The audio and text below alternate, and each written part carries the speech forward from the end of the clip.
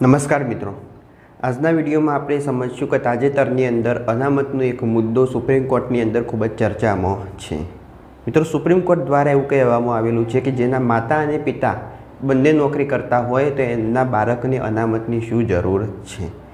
તો આ મુદ્દા ઉપર આપણે વિગતે માહિતી મેળવશું કે ક્યારે અનામત આપવામાં આવી, શા માટે અનામત આપવામાં આવી અને અત્યારે એના શું ગેરફાયદા લોકો ઉઠાવે છે એના વિશે પણ સમજશું। સુપ્રીમ કોર્ટે શુક્રવારે સરકારી નોકરીમાં ક્રિમિલિયરના ઉમેદવારને અનામત લેવા પર ચિંતા વ્યક્ત કરી। આ જે ઉમેદવાર હતો એના માતા અને પિતા બંને IAS હતા। જ્યારે એ ઉમેદવારે અનામતની માગણી કરી ત્યારે સુપ્રીમ કોર્ટ દ્વારા આ સુનાવણી કરવામાં આવી હતી। કોર્ટે કહ્યું કે જો માતા અને પિતા બંને IAS અધિકારી હોય તો તેમના બાળકોને અનામત શા માટે મળવી જોઈએ। શિક્ષણ અને આર્થિક સશક્તિકરણની સાથે સાથે સામાજિક ગતિશીલતા પણ આવે છે। આવા સંજોગોમાં જો સમૃદ્ધ બાળકો ફરીથી અનામત માગવા આવે તો આપણે ક્યારે આ ચક્રમાંથી બહાર નીકળી શકીશું। જે સમયે બંધારણની રચના કરવામાં આવી એ સમયે અનામત આની અંદર દાખલ કરવામાં આવી અને મુખ્ય કારણ એ હતું કે તે સમયે અમુક લોકો જે નીચી હતા કક્ષા એમની અમુક લોકોની કક્ષા ઊંચી હતી, તો દરેક જાતિના લોકો એ સમતુલ્ય હોય, એમની વચ્ચે સંબંધ સમતુલ્ય રીતે જળવાઈ શકે એટલા માટે અનામતની સ્થાપના કરવામાં આવેલી હતી કે જે આર્થિક રીતે પછાત હોય એમનો પણ સારો વિકાસ થઈ શકે। હવે અત્યારે પણ એ અનામત ચાલુ છે। જેમના ઘરે સરકારી નોકરી હોય બંને વ્યક્તિમાં એમના બાળકો પણ અનામતની માગણી કરે છે, તો એને લગતી સુપ્રીમ કોર્ટની આ અરજી સુપ્રીમ કોર્ટ આના પર સુનાવણી કરે છે। જસ્ટિસ BV નાગરત્ના અને જસ્ટિસ ઉજ્જવલ ભુયાની બેન્ચે આ ટિપ્પણી ત્યારે કરી હતી જ્યારે તેઓ કર્ણાટક હાઈકોર્ટના એક નિર્ણય વિરુદ્ધ દાખલ કરાયેલી અરજી પર સુનાવણી કરી રહ્યા હતા। આ જે કેસ હતો એ કર્ણાટક હાઈકોર્ટમાંથી સુપ્રીમ કોર્ટ સુધી પહોંચેલો હતો। અરજદારને ક્રિમિલિયરના આધારે અનામતના દાયરામાંથી બહાર રાખવામાં આવ્યો હતો કારણ કે તેના માતા અને પિતા બંને રાજ્ય સરકારના કર્મચારીઓ હતા। સુપ્રીમ કોર્ટનું એવું કહેવું હતું કે બંને જો સરકારી નોકરીમાં હોય તો પછી એમના બાળકની કોઈ અનામતની જરૂર નથી। જ્યારે બાળકે અનામત મેળવવા માટે જે હાઈકોર્ટ હતી એના પછી ત્યાંથી સુપ્રીમ કોર્ટમાં અરજી દાખલ કરવામાં આવી। ઉમેદવાર કર્ણાટકના કુરુબા સમુદાયનો છે અને એના માતા પિતા સરકારી નોકરીમાં છે। કર્ણાટકના પછાત વર્ગોની યાદીમાં આ સમુદાયને શ્રેણી 2A હેઠળ રાખવામાં આવે છે। ઉમેદવાર એટલે કે અરજદારની કર્ણાટક પાવર ટ્રાન્સમિશન કોર્પોરેશન લિમિટેડમાં સહાયક ઇજનેરના પદ પર પસંદગી થઈ હતી। તેની અનામત કોટા હેઠળ નિમણૂક કરવામાં આવી હતી। જો કે જિલ્લા જાતિ અને આવક ચકાસણી સમિતિએ ઉમેદવારને જાતિ પ્રમાણપત્ર આપવાનો ઇનકાર કર્યો અને કહ્યું કે તે ક્રિમિલિયરના દાયરામાં આવે છે। ઉમેદવારની પરિવારની વાર્ષિક આવક આશરે 19.48 લાખ રૂપિયા અંદાજવામાં આવે છે। અત્યારે આપણે જોઈએ કે EWS કઢાવવું હોય તો એની પણ સામાન્ય આવક નક્કી હોય છે। નિર્ધારિત આવક કરતો જો આવક ઓછી હોય તો જ સર્ટી કાઢવામાં આવે છે અથવા એને કાઢી આપવામાં આવતું નથી।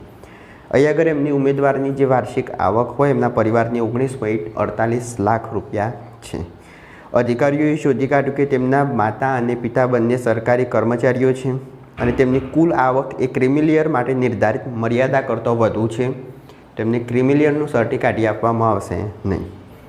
નિયમો અનુસાર OBC અનામતમાં ક્રિમિલિયરની વર્તમાન આવક મર્યાદા વાર્ષિક 8 લાખ રૂપિયા છે, જ્યારે આમની આવક હતી 19.48 લાખ રૂપિયા।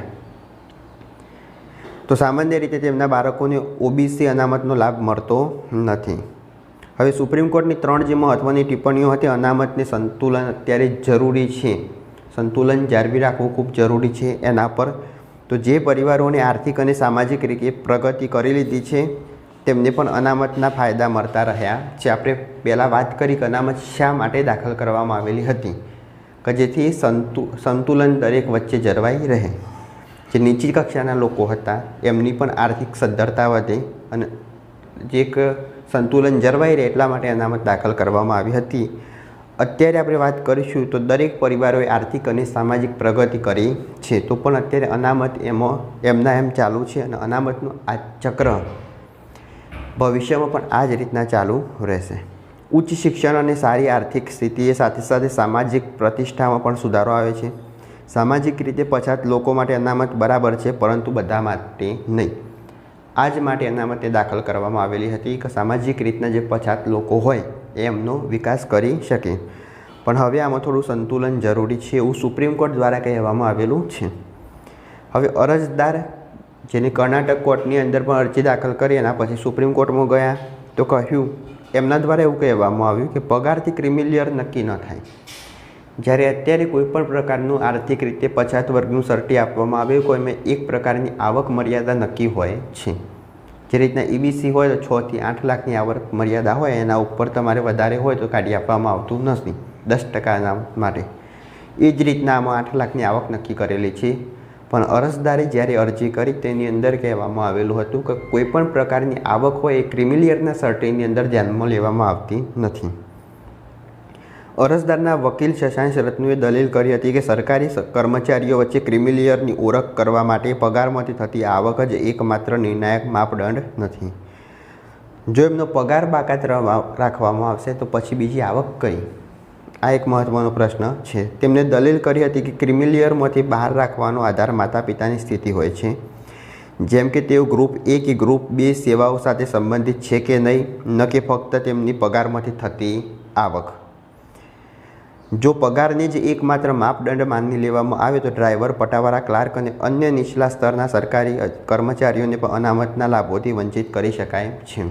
એટલે આમાં એવું કહેવામાં આવેલું છે કે એમનો જે પગાર છે પગાર બાકાત રાખવામાં આવે અને એના સિવાય એમની જે આવક હોય એ નિર્ધારિત આવક પર ધ્યાન દોરવામાં આવે અને એ આવક પ્રમાણે ક્રિમિલિયરનું સર્ટી કાઢી આપવામાં આવે.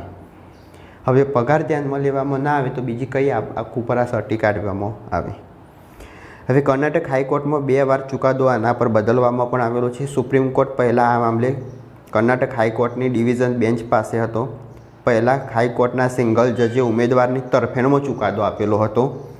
સિંગલ જજે કહ્યું હતું કે ક્રિમિલિયર નક્કી કરતી વખતે ઉમેદવારના માતા પિતાના પગારને આવકમાં ઉમેરવો જોઈએ નહીં. હવે અગર આપણે સામાન્ય રીતે વાત કરીએ કે કોઈ પણ આ રીતના ક્રિમિલિયરનું હોય કે EWSનું હોય એમની જો વાર્ષિક આવક નક્કી કરવી હોય તો આવકની અંદર દરેક ખેતીમાંથી આવક હોય, બીજી કોઈ આવક હોય ધંધાની, પગારની આવક હોય તો પણ એને પણ સામેલ કરવી જરૂરી છે. કર્ણાટક હાઈકોર્ટની અંદર જ્યારે ચુકાદો આપવામાં આવ્યો જજ દ્વારા તો એ આ જે વ્યક્તિ હતો એની તરફેણમાં આપવામાં આવ્યો કે એના માતા પિતા બંને જે IAS છે એમની જે આવક છે એ આમાં ગણવામાં આવશે નહીં. હવે એ આવક ના ગણવામાં આવે તો બીજી આવકની અંદર તો ક્રિમિલિયરનું આ જે સર્ટી હોય કાઢી આપવું ફરજિયાત બને. સાથે જ જાતિ માન્યતા પ્રમાણપત્ર જારી કરવાનો પણ નિર્દેશ આપવામાં આવ્યો અને ત્યાંથી નિર્દેશ પણ આપવામાં આવ્યો કે આ ક્રિમિલિયરનું સર્ટી કાઢી આપવામાં આવે. પરંતુ બાદમાં ડિવિઝન બેન્ચે આ નિર્ણયને પલટી દીધો અને કોર્ટે કહ્યું કે કેન્દ્ર સરકારનો 8 સપ્ટેમ્બર 1993નો આદેશ જેમાં પગારની આવકને ક્રિમિલિયર લેયરમાંથી બહાર રાખવાની વાત કહેવામાં આવી છે તે ફક્ત કેન્દ્ર સરકારની નોકરીઓ અને અનામત પર લાગુ પડે છે. ડિવિઝન બેન્ચે કહ્યું કે કર્ણાટકમાં લાગુ અનામત વ્યવસ્થા પર આ નિયમ સીધો લાગુ પડશે નહીં. એટલે પગાર બાકાત રાખી શકાશે નહીં, પગાર પણ એમની વાર્ષિક આવકની અંદર ગણવામાં આવશે. સુપ્રીમ કોર્ટનું એવું કહેવું છે કે અત્યાર સુધી અનામતનું ચક્ર જે ચાલી રહેલું છે એમાં કેટલાક ફેરફાર કરવામાં આવે. આર્થિક પરિસ્થિતિ અને સામાજિક પરિસ્થિતિને ધ્યાનમાં રાખી અને અનામત આપવી કે ના આપવી એ નિર્ધારિત કરવામાં આવે. પહેલાં ઊંચ નીચ હતી એના કારણે અનામતમાં સામેલ કરવામાં આવ્યો. અત્યારે પરિવારો સંતુલન અવસ્થામાં જોઈ શકાય છે. જેના ઘરે બંને સરકારી નોકરી કરતા હોય IASની તો એને પણ અનામતની જરૂર શા માટે છે એવું સુપ્રીમ કોર્ટ દ્વારા કહેવામાં આવેલું છે. તો આજના વિડીયોમાં આપણે તેના વિશે માહિતી મેળવી.